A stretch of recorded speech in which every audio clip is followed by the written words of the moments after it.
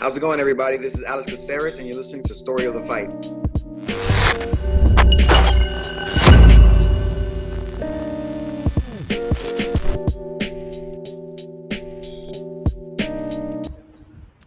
What up, everyone? What is up, Will? How are you, my man? I'm well. I am doing the ones and twos right now, so I'm a little bit choppy. Yeah, it's all good, man. Rich, our producer, is off. I think it's another Street Fighter tournament in Street Fighter Daytona. tournament over there across the country. Doing his thing. Yeah, dude.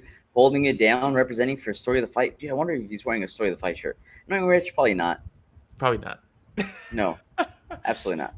Yeah. Not. But hey, welcome everybody that is joining. This is Story of the Fight. My name is Romero. That's my boy Will, and this is where we talk all things mixed martial arts. And this weekend we did have a ton of martial arts. Yeah, a ton Friday and Saturday. But before we get going into that, please like, subscribe, hit the notification bell. It goes a long way. We're trying to reach 3,000 subscribers, and I think we're at 2,500. somewhere around there, 2,600, I think, 2,580 or something like that. Okay, we're close to 2,600. Close. But yeah, tell your peeps, tell your friends, hey, you like MMA? Tune into these guys and like and subscribe and give them the whole spiel too for us, Why not? And shout out Regen for joining us. And as Regen What says, up? Tell your moms. Tell your moms love this show. He did say that actually. Moms love this show. So, but yeah, hey, let's get right into it, man. Let's an action-packed weekend. So we had Friday night fights. Well, we're gonna skip Friday that night first. fights, right? We're gonna start with UFC first. Oh, you want to start with UFC? My bad. Yeah, so we'll start with UFC. We'll cover those fights. If you're here for the one fights and don't care about UFC, we'll be talking about those after. I think we're going to cover like 5 or 6 fights from the UFC. If you're coming in late and you're not live with us, just look in the description. You'll see the timestamps for all the fights. But yeah, it was UFC on ABC 5. UFC on ABC 5, and we had Topuria versus Josh Emmett go at it yesterday. That was the main event. Oh, what a bloodbath. Only for one of them, though. Yeah, so there's some things about this fight that, I mean, it was very fun, right? It was a fun fight. It was like one of those things where, all right, Topuria, how good is he, right? This is his first crack at the top 5. Like, what are we going to learn from this, right? I didn't learn a ton, if I'm being honest. I was hoping to learn more. Yeah. Because everything, matchup-wise, this is a pretty good matchup for Ilia. Just because I think, he's been caught on the left side, right? The left high kick that I think Jai Herbert landed on him. That side is his kind of weak side defensively. So you give him someone who's not going to attack from that side, like Josh Emmett. You give him someone who isn't going to attack his legs, like Josh Emmett. And this is kind of a tailor-made matchup for Topuria to get into the top 5. I'm not saying it's going to be easy. He should be. Which now he should be. Yeah, I mean, it's clear he's a top 5 guy. But I didn't really get anything answered in this fight for me. And coming in, Ilia was ranked 9th, right? Josh Emmett ranked 5th. Mm-hmm. Look, and the thing is that even though we could say Josh Emmett didn't really attack the left side very much, that's the side where he did land a head kick. And that's the thing. The side where he countered with the left hook, and Emmett did land that a few times. If you take a look at after the first round, Topuria's right side of his face was red. Yeah. That's the side that he kept on getting tagged on, right? I feel, though, like Josh Emmett is still a step up in competition from what Topuria has been facing. So he still answered some questions for me. I do think that he belongs with the elite fighters within the division. I know that something was going on between him and Paddy Pimblett for a while, and he was calling out Paddy Pimblett. Look, we all love watching Paddy Pimblett fight, right? But Topuria, let's be real here, would probably piece him up. Yeah, would tear him apart. It would not be good. They're not even in the same weight class, and it doesn't even matter. Topuria would still put it on him. Absolutely. So, but this answers some questions for me. I do think that he belongs amongst the elite of the division. I think that he jabbed Josh Emmett's face off in the beginning. Look at this picture. Yeah, and he did such a good job because he knows that Josh Emmett has this lunging right hand. That's really all he has, right? The atom bomb. So he's chopping away at the lead leg, so he can't really step on it too much when he lunges. And 2, he has these quick steps moving back. So as Emmett was lunging forward, Topuria would step back and roll off that right and come back with the right of his own and with a left. So it was a good game plan, I thought, that Topuria and the team had going in. Yeah, it was a fantastic game plan. And shout out Region says, I live in Jacksonville, and I never saw any promotion for the card. I had no idea the card was in Jacksonville until the weigh-in. How far is Daytona from Jacksonville? That's what I want to know, because Rich might be right next door. Yeah. So that is kind of weird, though, too, because I woke up Saturday morning, and I was like, let me see what time the fights start. Sometimes they start early. I thought it was – I didn't know where this was. And then that was at 8:36. And I was like, oh, they started 6 minutes ago. That's great. That's crazy. There was some weird like lack of promotion on this card. But the big thing in this fight that I saw, you mentioned a few things that I saw too, but the big thing, and you can see it in this, is look at Region says Daytona is an hour and a half away from me. Okay. Do you want to go catch a Street Fighter tournament? But go say hi to Rich. But you look at his left shoulder, where his left shoulder is, and you look how his where his chin is. Obviously, you can't really see his chin, but you can tell where it is. That left shoulder was up, and his chin was underneath it the entire first 3 or 4 rounds. Later on, maybe midway in the 4th round, that shoulder was down. Right, he's tired. His hand's a little bit lower. That's when Emmett had the opportunity. I just would have liked to see, like you said, Topuria's game plan was really fantastic. Like you said, take out the lead leg so he can't plant on it. You saw Emmett stumble on it multiple times when he was trying to throw that big overhand right. Take out that lead leg, jab him to pieces so he can't even start to throw it. If he does start to throw it, the leg's compromised. But the jab will stop him from even trying to throw it for the most part. He stumbled him. I want to say it was the 3rd round too, you heard him. He caught him with the stiff jab. And you see Emmett kind of take a step back with this high guard, like, damn, man. And then Ilia comes in and lands a couple more bombs. But you know what Emmett does have? Yeah, fight-ending power and a ton of heart. He has that dog in him, bro. He's got that dog in him, man. No matter what was being thrown his way. Oh, my God. That look at that.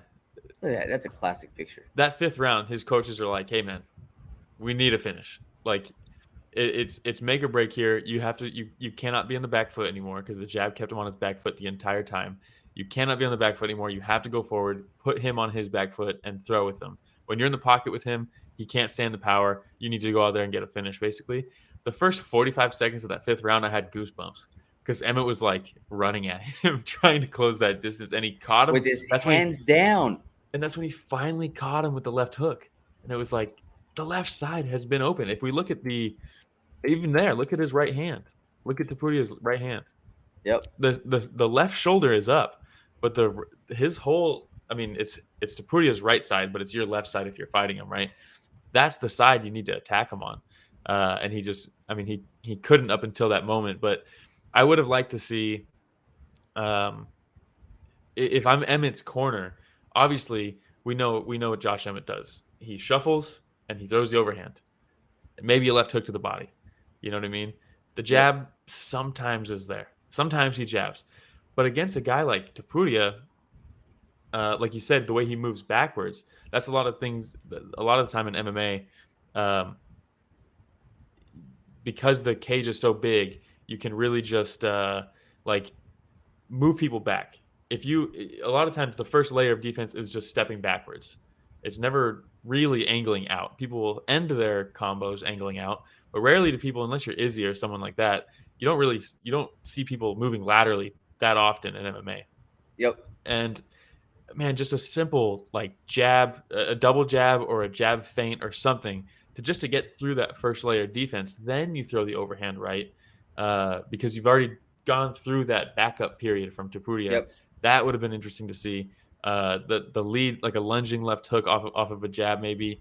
The game plan, it's not like if you're watching Topuria, you can see at least, hey, and I'm not saying it's going to work 100%, and like all you have to do this is beat him. Obviously, it's not easy like that, but at least you can see from his previous fights, hey, look, this seems like the game plan to beat him. I'm not a fucking expert, like there should have been some more effort there instead of the typical shuffle overhand right. Well, let's be real here, because that's what's gotten Josh Emmett to be top 5 in the division. Oh, yeah. And when's the last time you've seen Josh Emmett change that? I know. And going into the fights, they're like, well, Josh Emmett has that right hand. And then even Josh Emmett in interviews, he's like, well, I got my right hand. And everybody talks about his right hand. And you know what? He lands that right hand. And the majority of the time they're out. Hey, I'll say this, though. Props to Topuria, because he took some shots, too, man. He ate some shots. Yeah, he did. What was it? Was it the third round where they were trading a little bit, going back and forth? Yeah, and that's when ultimately Topuria hurt him real bad in the fourth. But yeah, it took Emmett kind of to open up like that.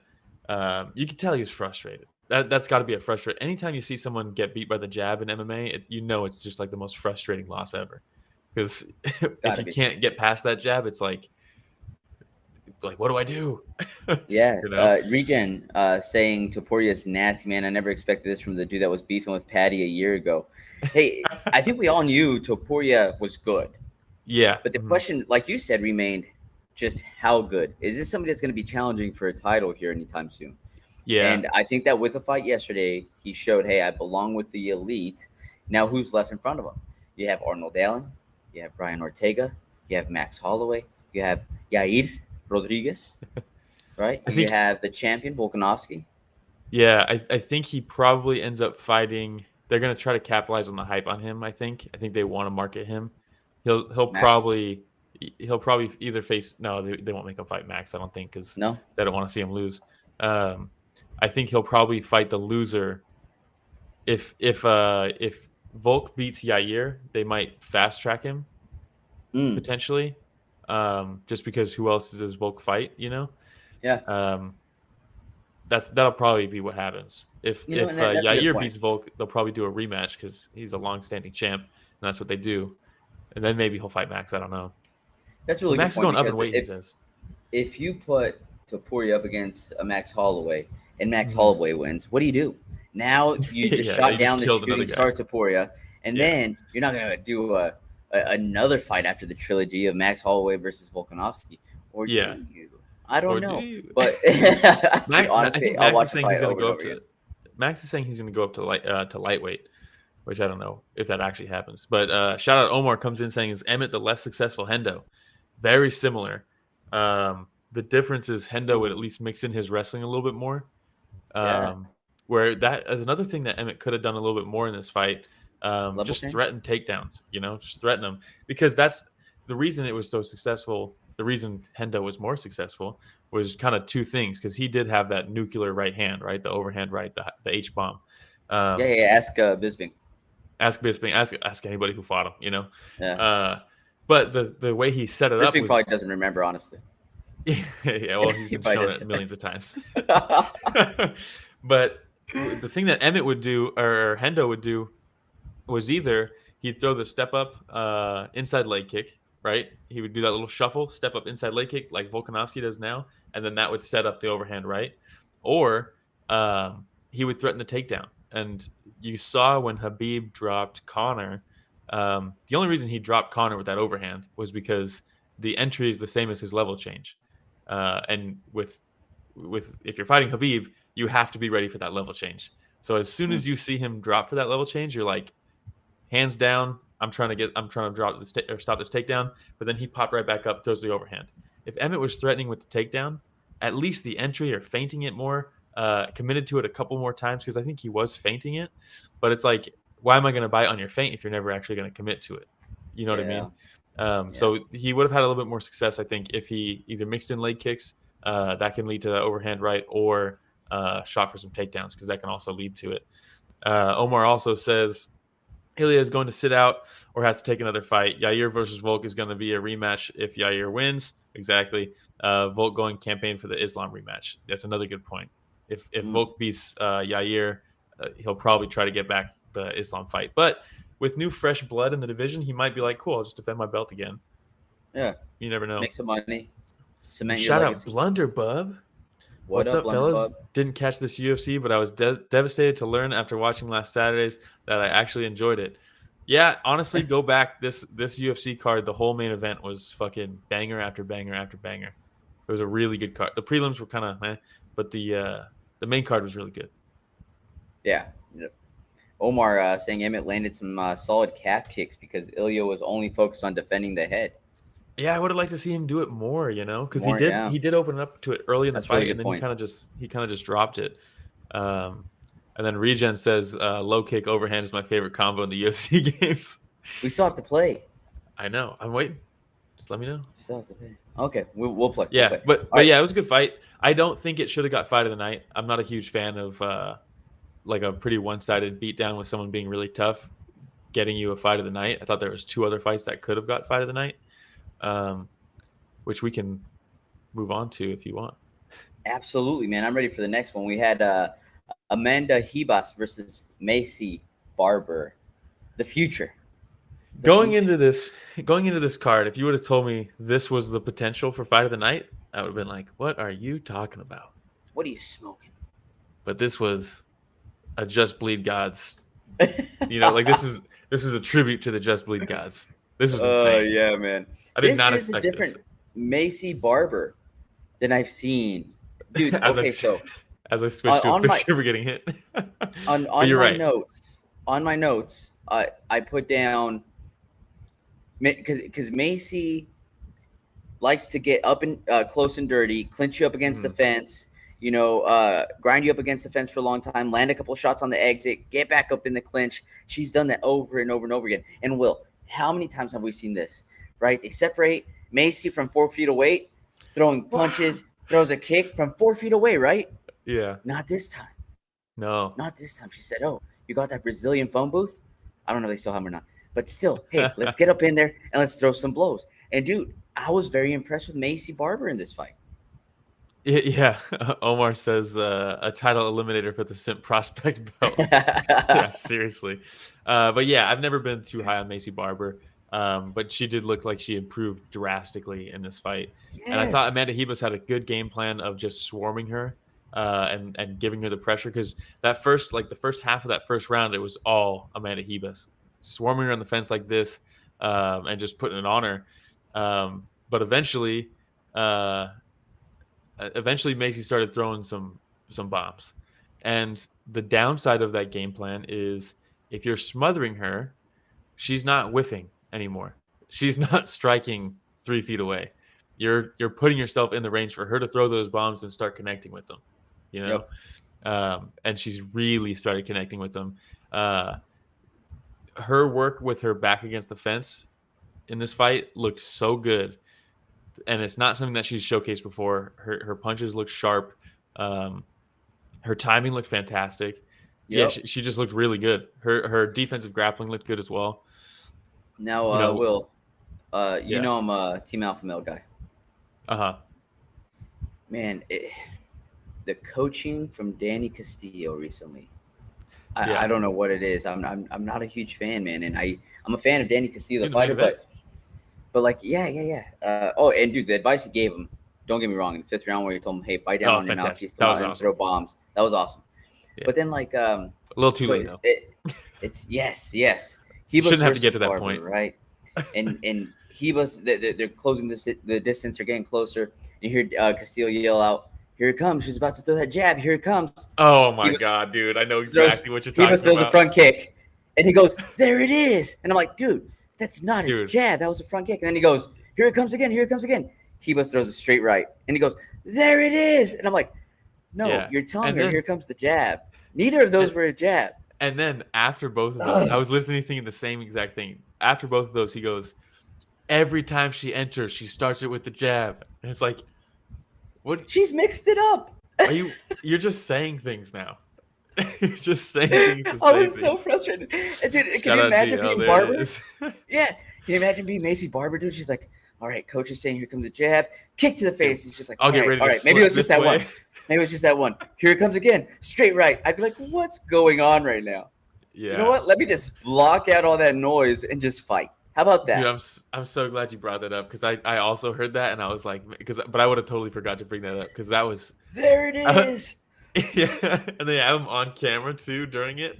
Like, come on. Oh, is that when it was the coach's cam? Is that what it was? Yeah. Oh my God, I was so Watch the frustrated jab. for Barber. Watch for the jab. Front kick to the body. It's like, So he's like, nah. there it is. I told But you. the picture you have up right now, by the way, anybody Yeah. that's just listening, not watching YouTube, on YouTube we actually show some images to kind of help us explain what we're talking about. But when Ribas goes for the leg lock and the freaking Dude, you hammer gotta bail. fist and you have to bail. This is such a vulnerable position. She held on way too long, and Barber just bombed her, man, with those right hands over and over and over again. That was the beginning of the end.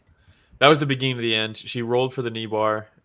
She tried to switch legs eventually on it, and she was just getting blasted.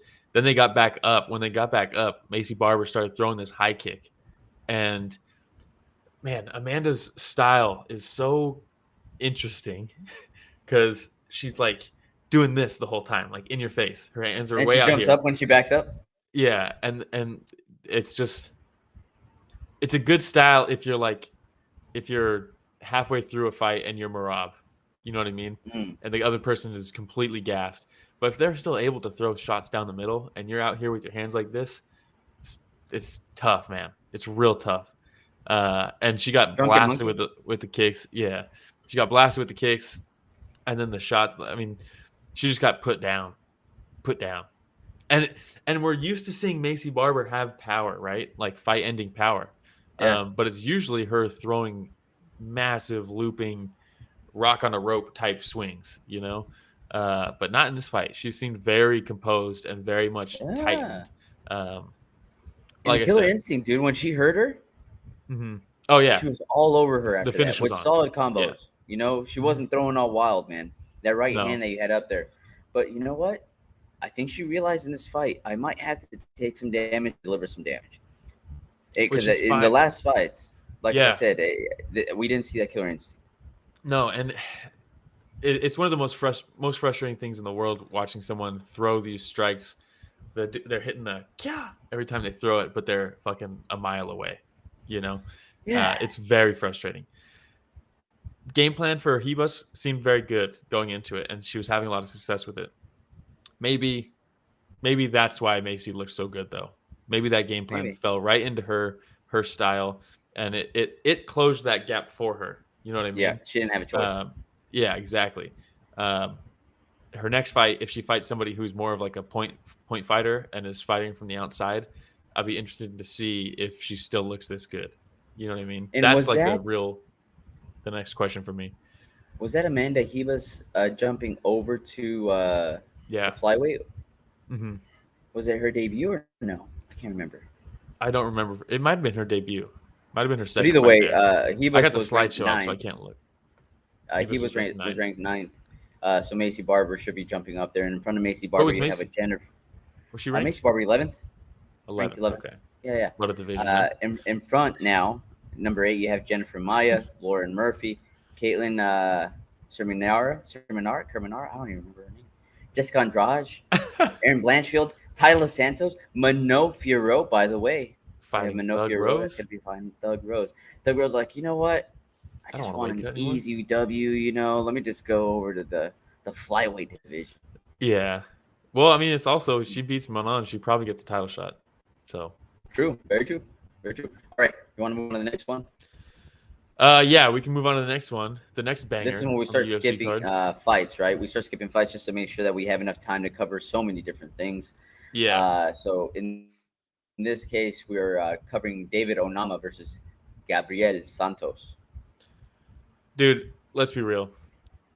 Every time Onama fights, it's must watch. Yeah. His last fight was against Nate the Train. Somebody's getting dropped. Someone's getting dropped. This dude swings and bangs. He's getting a little bit better, but staying a little bit more composed, like monitoring his gas tank and stuff is what he's talking about. And then you have Santos, who's just a wild man. And he's so sharp too. He's wild, but he's super sharp. And that's that's a rare combo, you know? Yeah. And these guys started, and the first round, no feeling out process. No. They just started tagging each other. Let's just throw hooks and see who lands first. Started tagging and each harder. Other. Yeah. And Santos was getting, I think, the better of it. It looked like he stung him a little bit at the end of that first round. He was throwing a little bit more straight shots, his shots looked a little bit more. It was weird. His shots looked more like vicious, you know what I mean, and sharp and snappier. And then Yeah. Onama's seemed a little bit slower, but whenever Onama would land, even though they looked slower, you would get like big reactions out of Santos. Like you could tell this dude hits hard as hell, despite it not being like the crazy, like fastest, like twitch speed, you know. Yeah. But yeah, this fight was so sick, and then the ground exchanges were awesome. Santos Dude. tried to throw him right, and or he tried to go for an outside trip or an inside trip or something, and Onama was just like no, and just pushed him back over. Yeah, that was sick. And dude, when Onama, okay, so what did Santos pull guard? Did he slip or something like that? It was like kind of awkward the way he ended up on his back. He messed up the takedown. That's what it was. And Onama capitalized on it and just used his own shoved him down. Faulty leverage, right? just like, pushed him back and was like, no. Yeah. Ends up in his guard. Santos still very dangerous off his back, throwing up armbar attempts. Oh, dude, perfect timing, man. Throwing up triangles. I was waiting for you to change your picture again in case you had another one. No, there's not a ton of pictures from this fight. Okay. But the one thing with Onama is, dude, his chin is straight up when he throws. Oh, yeah. But that's part of what makes it exciting, because he is like, when they were exchanging hooks in the center of the octagon, his arms were coming from the center of his hips and just wailing with this chin straight up. So that's why I thought to myself, like, okay, it's who's gonna land first and who's gonna land harder. And then the entire time I was like, dude, just get up, man. You're gonna end up falling into some type of submission. You're gonna be pissed off. Yeah, why are you stay back up on your feet? Just exchange. And sure enough, they get back up, and he comes in with this shovel hook, dude, that lands oh my god, right on the chin, and he's out. And on the way back, as he's falling back, Onama, just for good measure, goes dink, just right on the nose. He hits him with that right. He tries to throw the left hook over it. That one kind of misses because he's already falling back. And as Santos is falling back, he just goes, bah, and hits him with like a sideways like tomahawk, like just for good measure as he falls, and then pulls out the Izzy celebration, which was interesting. I didn't think this was going to be something that other people started doing. yeah. Maybe Izzy started a trend. Who knows? I mean, it was sick. It was just kind of weird. All right, and we still have a few more fights to cover here from the UFC before we hop over to one. You want to move over to the next one? Yeah. This will be a quick one. Brendan Allen versus Bruno Silva. What are your thoughts? It was a banger while it lasted. It was. Silva is another one of those guys that's exciting. Yeah, I'm a little bit worried though that might not last. Because he's not here for a long time. He's here for a good time. He had that crazy fight with Alex Pereira. The only person we've seen take shots like that from Pereira. They went to straight up war, and I think he's been finished twice since then, right? I can't look at his record. But he got like flash KO'd by Gerald Meerschaert. And then now this one too. So he lost to Alex Pereira by decision. Then he lost to Meerschaert by a guillotine choke. Mm-hmm. Beat Brad Tavares. Okay. And lost right now in rear naked choke. Forgot that Brad Tavares fight.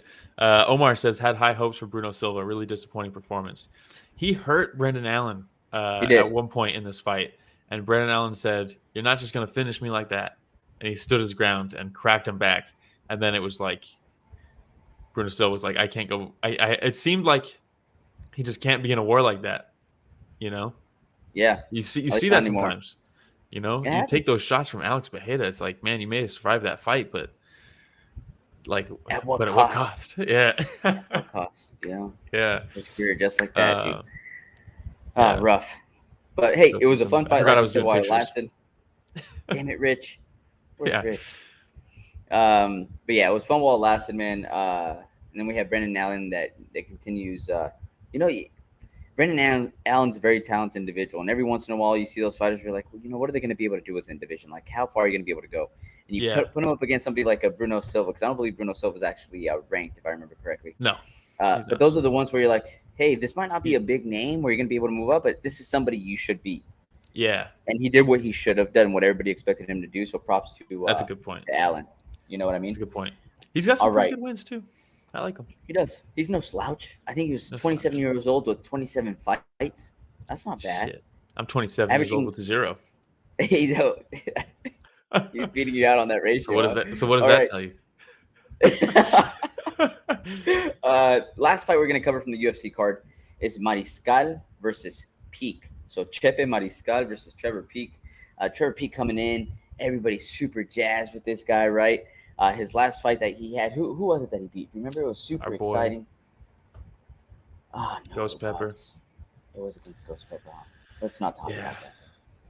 But he looked good in it. This dude swangs and bangs, and you respect him for it, you know? And Chepe said, hey, man, you can come in here and you can start throwing those wild shots, but I'm going to stay composed the whole time, and I'm going to show you that I can out-technique this, and you're not going to break that, because goddamn did he have to be perfect in this fight, and he was. He looked so – I'm so impressed with this guy. I've never seen him before. I know he fought in LFA and stuff like that, but man, they kept on talking. They kept on talking about his, like you said, his composure. Mm-hmm. They kept on talking about his experience. I believe that was his 20th fight, if I remember correctly. I can look it up right in front of me too.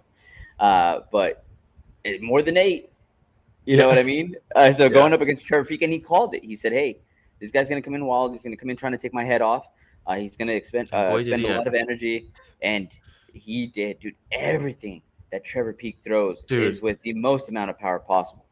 And I liked, there was things that Trevor Peak did that I liked in this fight. Once he started missing a lot to the head, he started going to the body because ripping the body. Because Chepe's head movement was very good. It's a lot easier to have good head movement when someone's swinging like this at you. But regardless, he was able to, which is it's easier, but that doesn't mean it's easy. But he did it flawlessly for the most part, and then Trevor made that adjustment and just started just swinging from behind his back to the body. It was so insane. And I was like, dude, you can't move your body like you move your head. To the midsection? Because Chepe was, like you said, he was bobbing and weaving, moving straight back, and he goes, pop, pop, pop, right to the midsection. And I was like, oh, Chepe, bro. After those, he was probably thinking, like, okay, like I might have to move laterally a little more. And pound for pound, it's a good name. It's a good name. Chepe? Chepe's good. Chepe Mariscal. I like it, dude. It's pretty damn good, man. But and he fought really well too, and he mixed in the takedowns. He would hit the trip. He hit the trip twice, I think. I thought Trevor did a good job of getting off his back. I wasn't expecting that. I was expecting him to take massive amounts of punishment and be fine for the most part because, dude, he was getting blasted the entire fight. Entire fight. And eventually it was too much. But, I mean, rarely do you have it. I was about to say, rarely do you have a debut where you look this good. And granted, he fought a guy who's 8-0 or whatever he is, but still, there's so much hype behind Trevor Peak going into this. He is dangerous, and imagine you're making your debut. You have all the jitters, all that stuff. And, oh my god, I'm in the UFC, and you have some guy running at you with the fucking block for a head, and he's swinging from behind his back at you. It's probably tough to keep composure and stay disciplined and have that slick head movement, mixing the takedowns. I mean, he just really performed well in this fight, and I was super, super impressed. I'm very excited to see his next fight. Chepe Mariscal, dude. It's a good Were they name. saying that he should actually be fighting at featherweight? Is that what they were saying? I think so, yeah. Because he took this fight on shorter notice, right? Mm-hmm. Yeah. What is that tattoo, by the way? Is that a bison? I can't tell. The wrong person, man. It's sick, though. I mean, yeah. I just want to know what it is. Yeah. I don't know. All right. But that's it for UFC, right? That's all we're going to cover because we have some one fight night as well to cover. Some exciting fights there. We can go over just the canceled fights really quick. Trevor Peak was originally supposed to fight Victor Martinez. RoboCop was supposed to be on this card. Punahele Soriano was supposed to fight Dumas. That would have been probably better than what we ended up getting with the Dumas fight. But the big one was Rodriguez versus Taira. Tatsudo looks so good. Dude misses weight by like 3 pounds, and they're like, we got to cancel it. Rodriguez, not Tatsudo. But this guy needs to be fighting. We need to find him a replacement quick because it's off. In my opinion, it's off to the races for him. They're doing it kind of smart and not just like throwing him to the wolves right away. But I think if they did, I think he would be fine. I think he's so good. But okay, and what was the last organization he was fighting in? I'm not sure where he was before this, but he's very good. Okay, he's very, very all good. right. Well, and then bonuses. We got Josh Emmett versus Topuria for fight of the night. Maycee Barber got a bonus, and then Onama got a bonus as well. He was in Shuto, Okinawa. Hell yeah. That's pretty good pronunciation, huh? Look at you go. I know, dude. I'm trying. All right. And I'm practicing because now we're going into one, and you know your boy needs to practice all these names. Yeah, so it was perfect practice. All right. Yeah. Well, speaking of. All right. Yeah. Let's go ahead and start covering these one fights. We had Are we going to start off with Seksan? No, we're going to start out with Prajanchai versus Sammy. Okay, we're not doing Super Leg? Nah, it's fine. Okay, so we'll skip Super Leg. We'll go into we're already 36 minutes in, versus Sammy. I know, but Super Leg, man. We can circle back. We'll circle back to Super Leg. Okay. So Prajanchai versus Sammy. I'm like a kid at a candy store whenever I watch these one fights. I know, dude. Because I'm like discovering new people as we continue going. Dude, but tell me, you cannot watch Prajanchai and not be like, when is this guy fighting again? I know, dude. But I keep on saying that about everybody that I see on one. But I know. Prajanchai, I just feel like he did such a good job because he was throwing the right at first, right? Mm-hmm. And then he comes in and he feints the right, like towards the chest. Mm-hmm. And then he came back up with the left and landed right on Sammy's chin. Are you talking about this that we can show? Video? You have shout out once again for allowing us to show this video. See, so there he is. He's landing that the right, and boom, there it is. Yeah, that was it right there. After landing look at Sam, he's like, God damn. Yeah. I mean, we can go back. He throws that. So again, he throws that right hand. Yeah.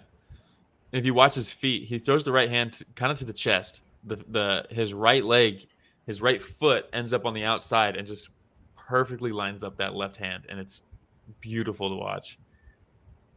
Oh, in slow motion too. Oh, boom. God. Just perfect timing, man. Perfect placement. And Sam A. Well, so the difference was like in the first round, you could see the thing that was standing out for me in the first round. It's a Muay Thai fight, and it's traditional, right? Where the first round's a little bit slower, right? The feeling out process, all that stuff. For the first minute of that first round, they didn't even take any steps. They're just standing right in front of each other, and they're like, bam, bam. I like it, and it's like, oh man, this is gonna be sick. Because for me, that whole time, I'm like, this is about to pop off, and when this pops off, it's gonna be so sick. And you could see things from Prajanchai early. He's just so fast where he'd be if he was orthodox, he'd throw that outside leg kick, right, with his right leg. And Sam A would try to counter it with his own low kick.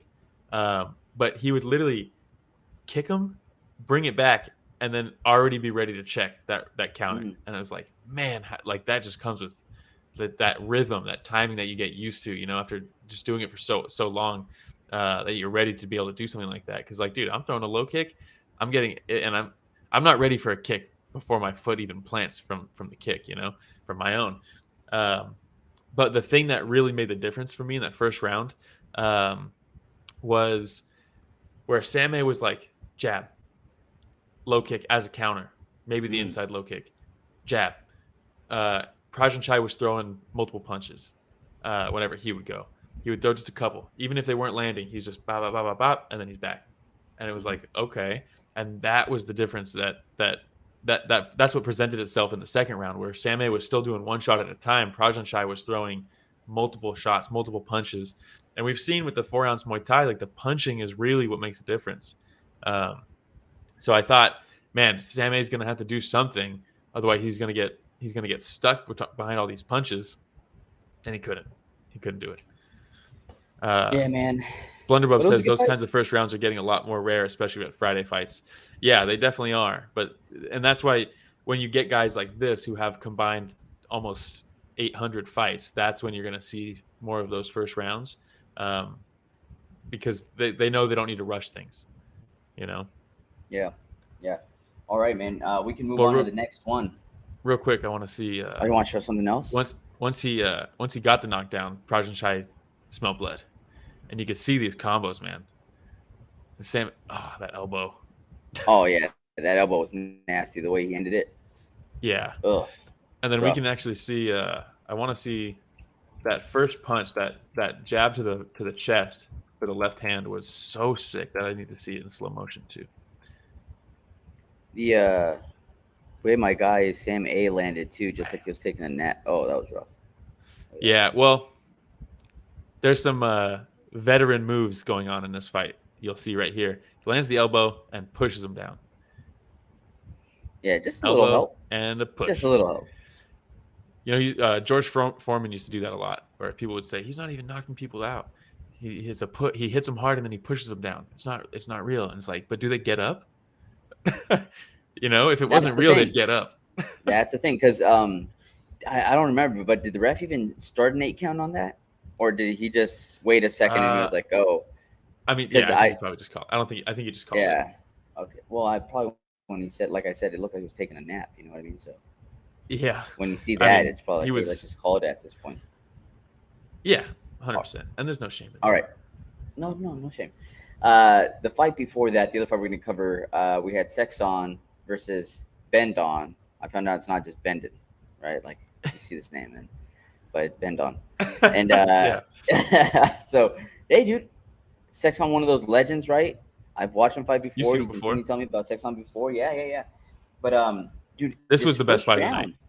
The first round, I was like, okay, Bendon coming on, because I guess they were talking about how it's like contender series for one. Mm-hmm. And Nathan Bendon, it's kind of turned into that a little bit. Yeah, but Nathan Bendon, they said, unfortunately didn't make it on the last one, so he had to fight tooth and nail to get back into a position where he could possibly sign with one again. So here he is. They throw him up against a legend. They're like, all right, dude, you want to fight in one? Show us what you could do against Seksan, Yeah. And that first round, man, he hurt Seksan to the body. He hurt him, man. Yeah, I mean, we could show some highlights. That first round was all Bendon. It was all him. Seksan couldn't get anything off. And I was like, oh man, this is gonna be a long night. Because I'm gonna look at this left hand. Oh, how do you take that? Look at that. How do you take that? Also, Bendon looked like another weight class in there. He looked massive. He did. He looked massive, dude. But it never seems to matter to these Thai fighters, because that seems to be often. Yeah. Where there seems to be a mismatch. Look at that. His after the first round, out for Seksan's return. Look at that. Beautiful. Oh, look at that knee to the body. Knee to the body and the left hook. What a combo. After the first round, you could definitely see Seksan's hands were a little bit lower, because there were a few times that Bendon went to the body and Seksan's guard was already low, so it hit his elbow versus landing, on the liver or something. So his guard was coming down a lot more. So Nathan was able to land a couple more shots up to the head. But after that first round, it's like something awakened within Seksan, because he came out after that like an absolute monster. He was running before we go on to that, one of the things about one is the level of respect, right? Yeah.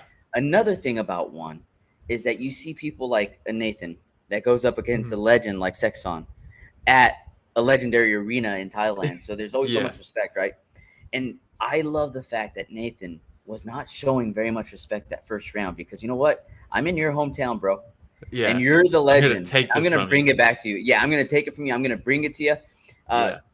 So in that first round, the ref has him trying to separate. And as the ref grabs both their shoulders, he throws a knee that lands on Seksan while Seksan's leaning out the ropes a little bit. And Seksan's like, dude, what the hell? And then to end the round, Nathan lands a 1-2 on Seksan. And this is usually where you would see him like start bowing and being like, hey, I'm so sorry. And instead he raises his hands up, stares straight at Seksan like, what? Let's go, dude. And I absolutely loved it. Might have been the wrong move, though, because you're about to start talking about how Seksan came out that second round. Dude, because Seksan really had no success that first round. I mean, he got the brakes beaten off him, and I was like, man, this is getting hard to watch if this continues like this. And it didn't at all, because he came out in that second round. Maybe a little bit more of a feeling out process in the first 30 seconds. But And I wish we could play with audio because the crowd went insane during this round when Seksan started landing. And you can see Bendon just trying to, stand his ground. But Seksan just refusing to give him any space. Just right in his face. And just, you can see, even when he was getting hit, he was like, this isn't going to faze me. We're just going to go to war here. I mean, look at him just follow him and dig to the body. And Bendon lands the knee. Seksan's back at him, eats a headbutt, just swarming him, giving him no space. And look at him calling him on right there. When he does get space, he's calling him on.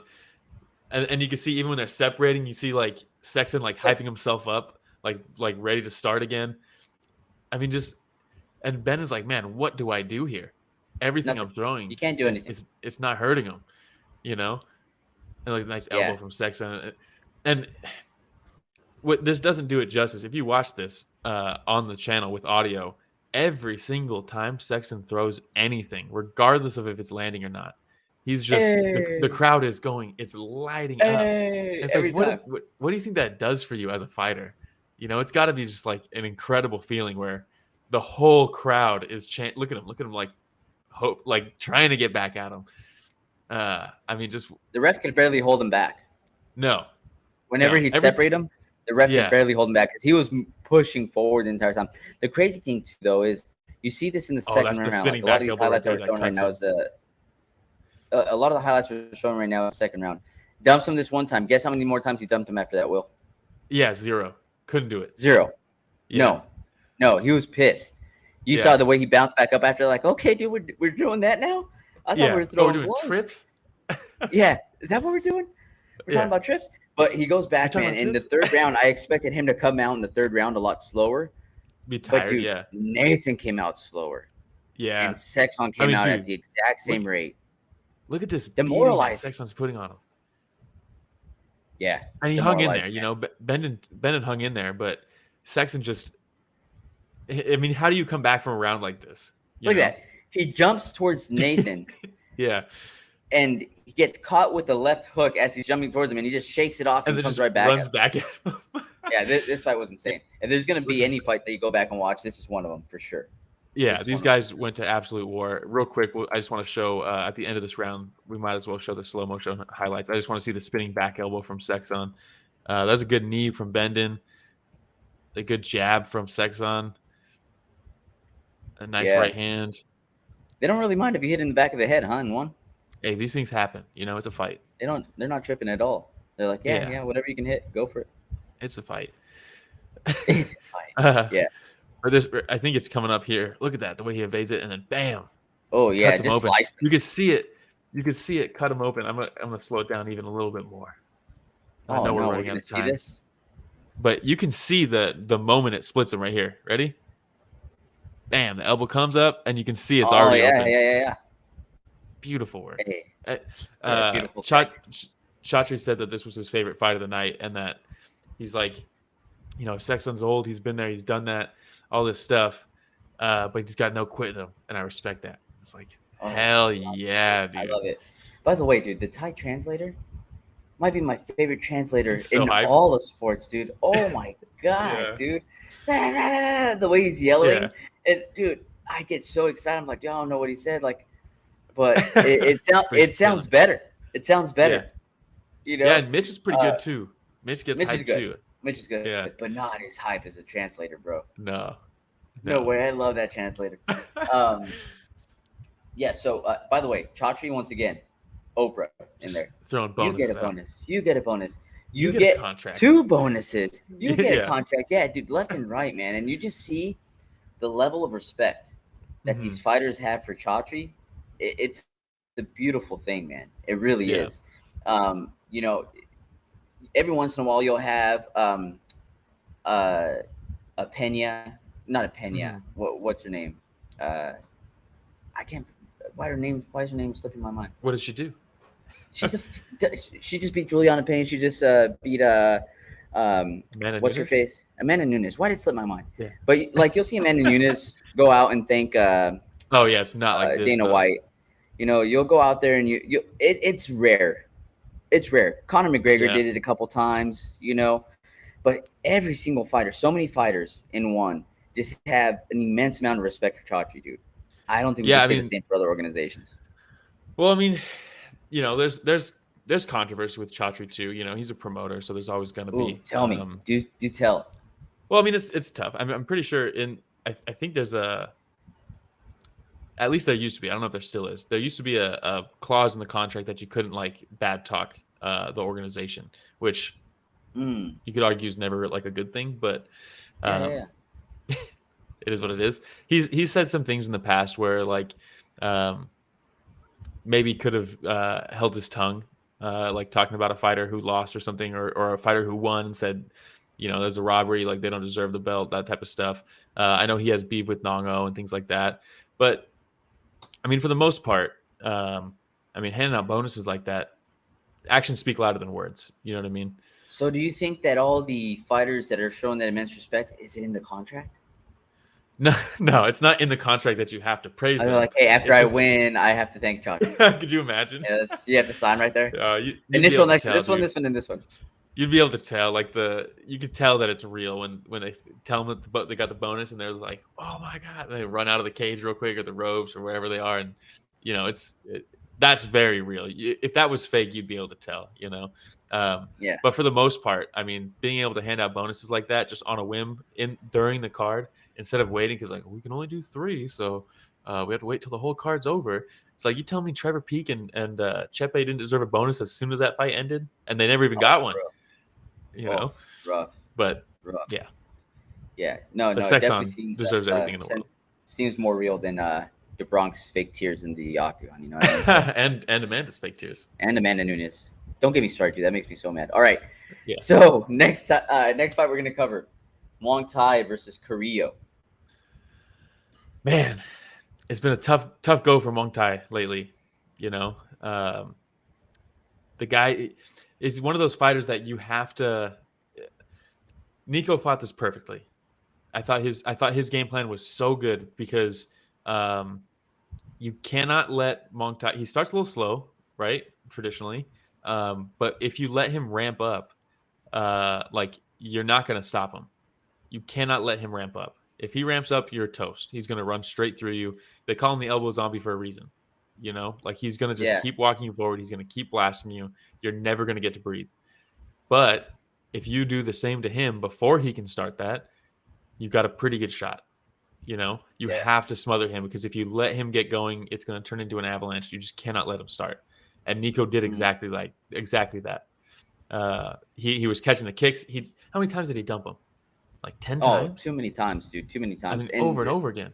That was my problem with this one. It's the right kick to the body, right? And Nico kept on grabbing it. Yeah. But the thing that even though that was frustrating to see, Muangthai did not change his strategy at all. Mm-hmm. The cool thing to see, though, was Nico would change how he would counter that. So he'd grab it and then drop it and throw left. He would grab it and dump him. He'd grab it, left hook, right hook to the body. Every single time was something different. The leg that's on the ground. Yeah. So he did such a good job mixing it up. So even though he's like, yeah, you know what? I'm going to keep on catching that kick, and you're going to know I'm going to keep on catching it, but you're not going to know what I'm going to do afterwards. And how did he stop him? Was it the elbow? Caught the kick. But this time, instead of tripping him or throwing a punch, he caught it, circled, and then threw the elbow. Yep. Beautiful. Bam. Look at that. God. Man. And then I thought they were going to call it there when Muangthai fell on his face. I was like, oh, that's it. I mean, probably a good time to call it, But he got right back up, Yeah, but he's also tried to get up and fall flat on his face again, but we'll see. Yeah, and then from there, you could see Nico it was like, I am not giving this man a break. There's no way I'm letting him try to come back from that. I have to smother now. And he just went for the kill. But not too crazy. He wasn't swinging wild. He's still sharp. He's not wasting energy. He was straight to the point. Look, another one. The kick again. Yeah, now back with the elbow. It didn't work that time. Hand fighting. Caught that kick. Look, left hook to the body. Elbow to just the head and the knee. And they're like, all right, that's a standing 8 count because he would have fallen, all that stuff, right? Muangthai's like, I'm good, dude. And Nico's like, puts his hands on his head. He's like, I don't know. This is crazy. Because I was very surprised that he pulled this off. This is massive. Massive for him. Man, that right hand. And then was that a George Foreman push after the right hand? Was that I don't know. Was that a Prajanchai push after the right hand? See, but and this is the thing. This is where when I see like, hey, he tried to stand up, he fell flat on his face again. Do we really need him to take another knee, another No, elbow, exactly. I thought this was flying right in. Yeah. It was rough. It was rough, But hey, this is my first time personally seeing Nico fight, and dude fought he's an absolute very well. Killer. He's an absolute killer, man. All right. You could tell in the post-fight interview too. He was beaming, dude. He was so happy. I was happy for him. It sucks to see Muangthai go down like that because I really like him, but at least his teammate won. We had 2 fights left to go. Bhullar versus Malykhin, right? And this was for the unification of the heavyweight title. Long time coming. Yes. Yeah, so not too impressed with Bhullar. You don't say. Not too impressed. So and quite honestly, after watching this fight, I can't say I'm too impressed with Malykhin either, other than with his gas tank. Interesting. Yeah, but maybe it's just the fact that like I didn't see too much from Bhullar, and so I feel like Malykhin did what he needed to do to win the fight. But I didn't see enough back and forth for me to be able to say like, hey, I saw a lot from Malykhin too. So first off, he's claiming that he fought this fight on one leg, right? That he was injured going into this, but this fight had been canceled multiple times, and he was like, I'm not letting this get canceled. So he fought on one leg, allegedly. This also there's a lot of drama behind this fight. Bhullar's been the champ for how long has he been the champ now? When he beat Brandon Vera of May of 21. Brandon Vera, great guy. Great guy. But I mean, Brandon Vera was like 50 years old when Bhullar beat him. But since then, he has not fought once. He's held on to that heavyweight belt. They haven't stripped him. I don't know why they never stripped him. He was supposed to fight Malykhin twice before this, pulled out. Oh, I'm injured this time. Then there was the broadcast rights, all this stuff. It's been a long time coming. So I think Malykhin was like, hey, also, if you look at any thread, any comments, anything about this fight going forward, everyone's like, finally, Bhullar's about to get murdered. Finally, like Malykhin's going to run through him. He doesn't deserve the belt, all this stuff. He's held it hostage. Malykhin's going to run through him. Imagine you're going to take that fight and everyone expects you to just murder this dude and you're on one leg. You're not going to take any risks because if you lose that fight, that's a tough loss. Yeah. But I thought, Bhullar is decent, right? Blunderbub says, I watched 4 Bhullar fights before this. Man's never really been pressed. Vera was gashing that whole match. Yeah, 100%. But you could see even in this fight, this actually did impress me with Malykhin because Malykhin looked very patient in this fight. And he's a wrestler, right? He's a very good wrestler that just also has cinder blocks for hands. This was his 13th fight. It was his 13th finish. And what I was really impressed with him was just his shot selection, because the whole first round, Bhullar's in the corner, right? Back in the corner. Malykhin's walking him down, keeping him in the corner. Bhullar's doing a decent job landing the jab, trying to interrupt his combos with the jab, and he's landing it, but it's clearly not having a ton of effect on Malykhin. Whereas Malykhin is throwing his jab. He'll throw his cross. He'll delay, and then left hook. But Bhullar was doing a good job of like parrying stuff. And he was slipping things, and he was parrying, and he was catching them right before they landed. So it was deflecting a lot of stuff. And what does Malykhin do in the second round? He starts digging to the body, where he's throwing that right hook to the body in the closed stance. And then he's following up the left hook to the body when Bhullar tries to evade the left hook up top. He turns, opens up his right side, left hook to the body. I thought his shot selection and his stutter stepping and his timing was just so impressive that he just was like, I'm not taking any risks here. I'm just going to keep it on him, and I'm going to land these shots, and he's going to break. And that's basically exactly what happened. The end of this fight was rough. I mean, the only thing I put down on here is Bhullar did not seem in shape. He didn't seem like he wanted to be in there. He gets yellow carded during the fight. He was lazy off the ropes. And what I mean by lazy off the ropes, so heavyweights or just powerful fighters in general, right? Yeah. We saw with Josh Emmett.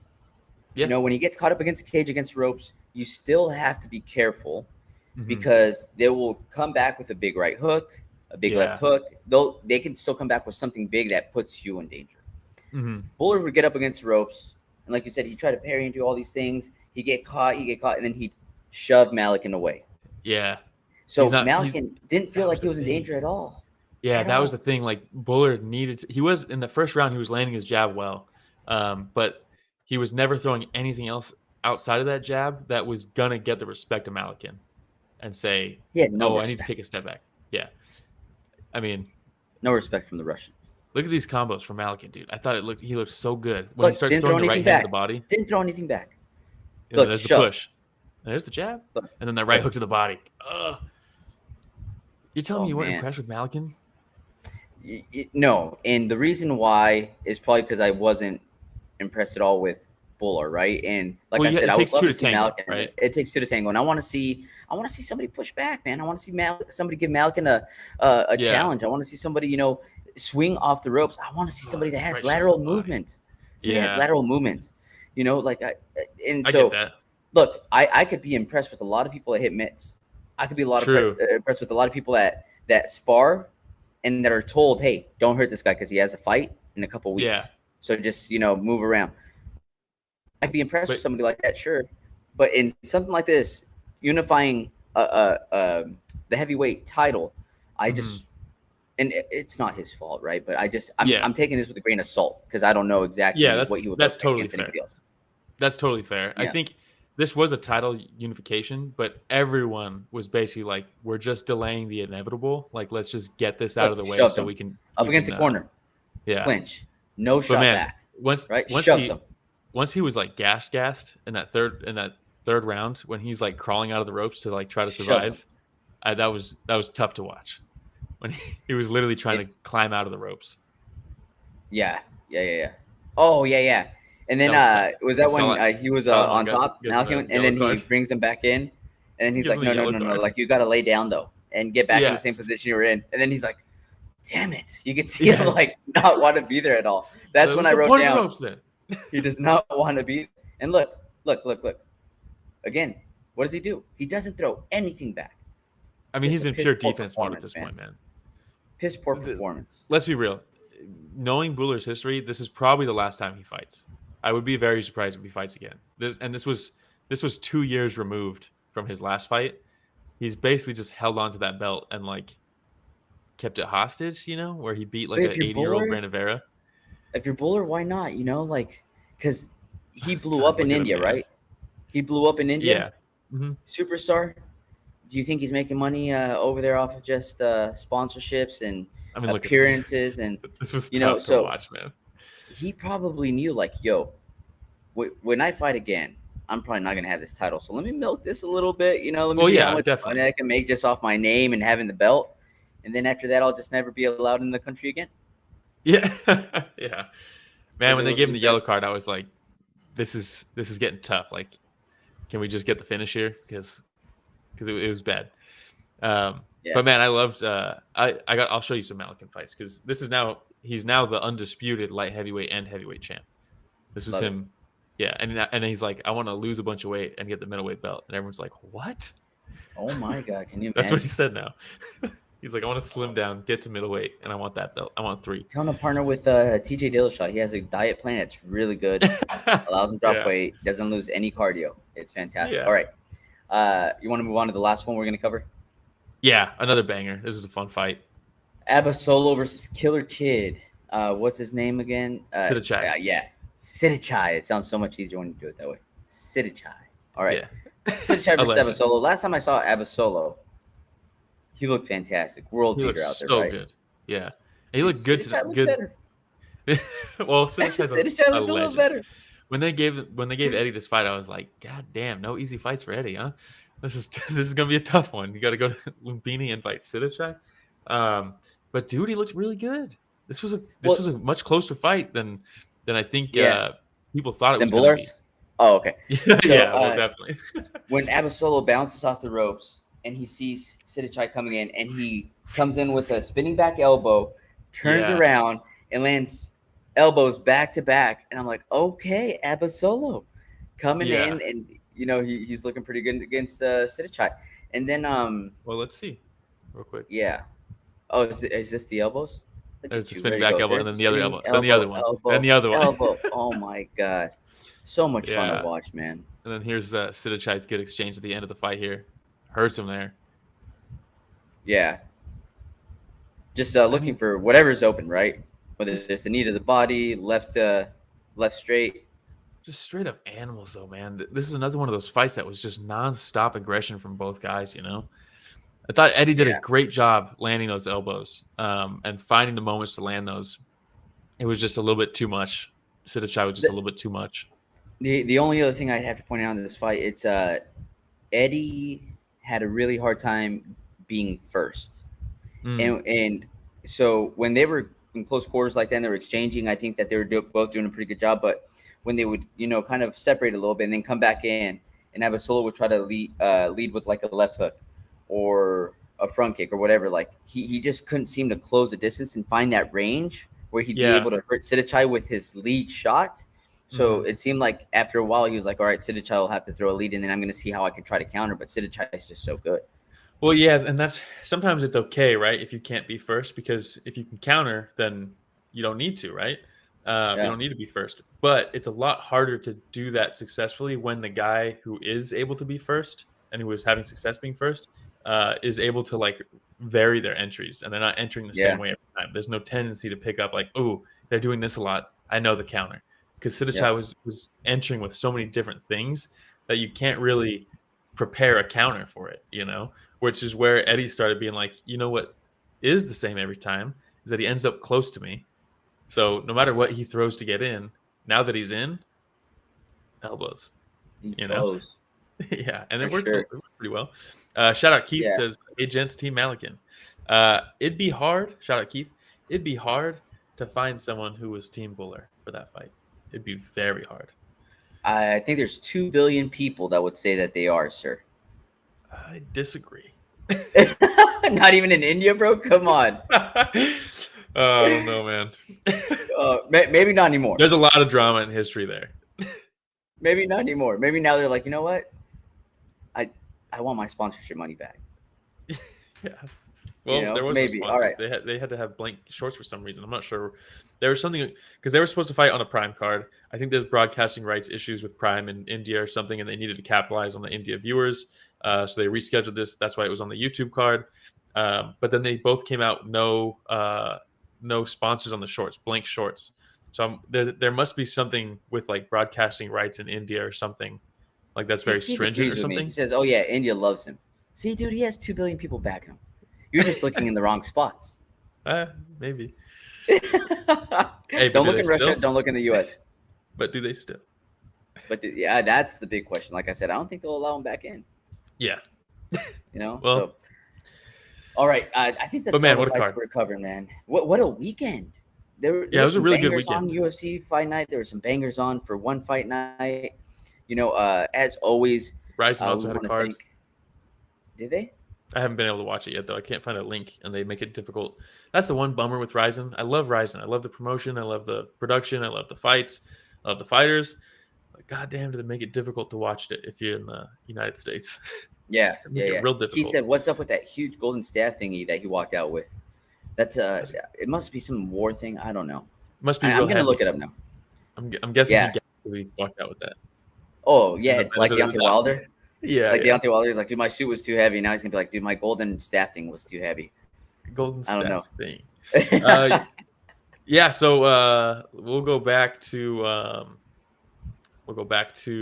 this studio, and we can go to the last thing we're gonna cover, right? Next week, UFC. What are we gonna cover? What else are we gonna cover? Oh, we're gonna cover the possible upcoming fight, or we're gonna hold off on that. I think we hold off on that. So we're going to cover next week's fight. I believe it was Strickland. Oh, there you go. Versus Magomedov. We got Sean Strickland versus Magomedov. Sean Strickland, man, he just keeps somehow getting to headline cards, and I don't understand why. Because his fights aren't really that great. What's the last Strickland fight you really enjoyed besides when Alex Pereira knocked him out? Pereira. Besides that. How does he keep headlining? Dude, he's such a company man. That's the thing, right? Yeah. He throws them so many bones, so they throw him some bones back, man. That's ultimately what it comes down to. But Let me see. Was it against Imavov? No. Cannonier? No. Pajeda? Like that fight. Hermanson? No. Uriah Hall? No. Jocko? No. Nope. Can't think of any. Yeah. It's crazy that he's a headliner. Blows my mind. But regardless, he is the co-main. We have Ismagulov versus Grant Dawson. That's a fun fight. Keith says Strickland sucks, period. Hard agree there. I'm not a fan. We got Max Griffin versus Michael Morales. That's a decent fight. Your girl, Ariane Lipsky versus Melissa Gatto. Girl right there. That's my girl. As long as she's on the card, I'm watching. Benoit Saint Denis versus Bonfim. That's going to be sick. That's going to be an awesome fight. Saint Denis. Please. I can't scroll down, but that's all I can see on this card. Six fight main card is interesting. Maybe Kutaladze? Is he on there? Alexander Romanov, versus Blagoy Ivanov. That's a fun fight, man. Keep an eye on that one for sure. Depends on which Romanov shows up, though. Is it going to be the one that showed up to his last fight where he put on like 20 extra pounds? Hey, still there to watch it though. Yana Santos, formerly Yana Kunitskaya, is back. Ooh, is this the return of Kevin Lee? Oh, is it? It is the return of Kevin Lee. That's going to be interesting. Not Krokodinov. Do you think Kutateladze actually makes it to the fight? I don't know. Joe Anderson Brito's on this card. That dude is must watch. That's a decent card, man. It is actually. I'm looking at this right now. Oh, Michael Morales must watch. Watch TV Michael Morales. And he's going up against Max Payne Griffin. Yeah. This is actually a pretty good card. Yeah, it's just weird that the main event is a terrible like cherry on top. It's like it gets worse for the main event. No. There's no cherry on top, good sir. It's just all icing. Yeah, okay. It's all icing. It's all icing on the cake. We're not putting a cherry on top. We'll save that for an actual like big UFC event. All right. Do you have anything else though? No. Thank you guys. Thanks everyone for joining. Keith, Blunderbub, Omar, Regen, DL, Mom, Colleen, Regen, and Grandpa, by the way. Grandpa joining us. DL. It's always so much fun. Oh, for real? It's your grandpa's birthday? Yeah. Hey, happy birthday to your grandpa, man. That's awesome. Keith says, are you guys doing any UFC live streams? Ooh, that's a good question because we actually are on, what is it, July 8th? Is it? I believe so. I'm trying July to pull 8th it up right now. Was it UFC 290 we're doing? I think it's 290. July 8th. We'll be doing a fight companion with Rich the Casual. We're going to get Rich to watch some fights that are like real fights. Real fights, not Street Fighter fights. Not Street Fighter fights. That's the, what, Volk versus Yair? Volk versus Rodriguez, yeah. Brandon Moreno versus Alexander Pantoja.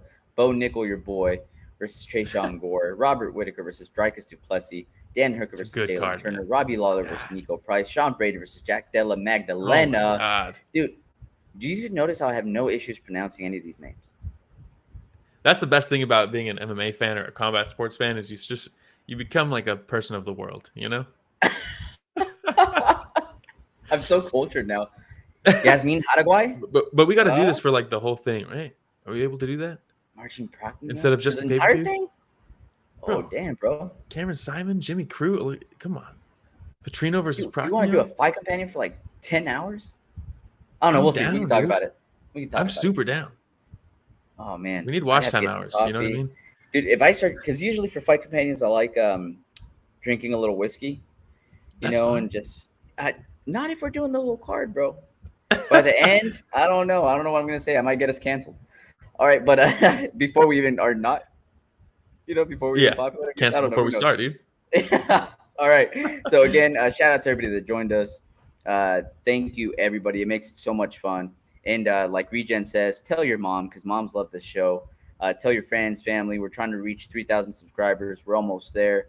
And Rich isn't producing this time. This time it's Will. Shout out to Will. This time it was me, which is why it was janky as hell. Janky. All right, everybody. Thanks for. Keith says, Romero, did you watch the stand fight I sent Will for you to watch? If not, do it. Will, you didn't. I don't think I ever sent it to him, Keith. Which fight was it? I don't. Keith, please send it to him again. He'll send it to me. I'll watch it. I promise, bro. But next time we talk on the podcast, I'll let you know what I thought of the stand fight. And thank you, everybody, for joining us for another week of Story of the Fight.